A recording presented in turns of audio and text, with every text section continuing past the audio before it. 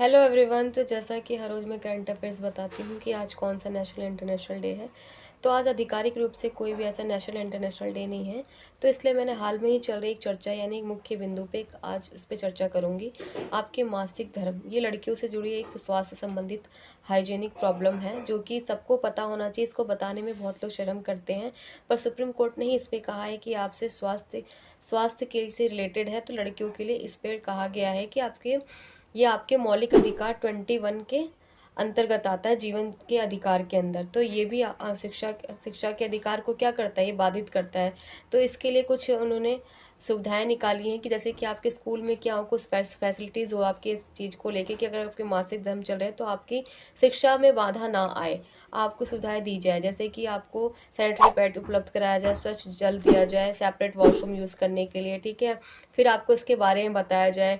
फिर आप ये इसलिए सुप्रीम कोर्ट ने कहा है खासकर क्योंकि लोगों को इसको लेके बात करने में शर्मिंदगी होती है। फिर कुछ लोग रूढ़िवादी सोच के होते हैं कि नहीं ऐसा नहीं है, और कुछ लोग के पास अभी एक डेटा एनालिसिस किया गया था जिसमें क्या है कि 70% नहीं, ये चीज़ें क्या है, कैसे यूज़, मतलब जो सही चीज़ें हाइजेनिक है उनके बारे में।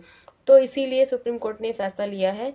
तो ये बोल रहा है कि आने जनरेशन में काफ़ी काम करेगी सरकार लड़कियों को भी लेके।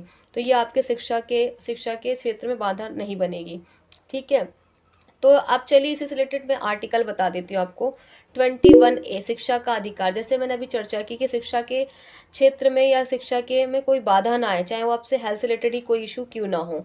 तो उसी के अंतर्गत आता है ये आर्टिकल। 6 से 14 वर्ष को सभी क्या है, राज्य सरकार सभी स्कूलों में मुफ्त शिक्षा अनिवार्य है 6 से लेकर 14 वर्ष के सभी बच्चों के लिए।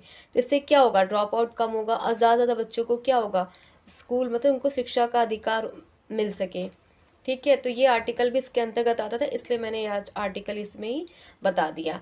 अब चलिए एक समिति की बात करते हैं। तो आज का हम बात करने वाले केलकर समिति। अब ये क्या है, केलकर समिति, इसका गठन वर्ष 2002 है, ठीक है। और ये आपका जो इसके अध्यक्ष थे इसमें विजय केलकर थे। और इसका उद्देश्य क्या है, भारत में आपके कर प्रणाली यानी टैक्स सिस्टम को सरल और प्रभावी बनाना।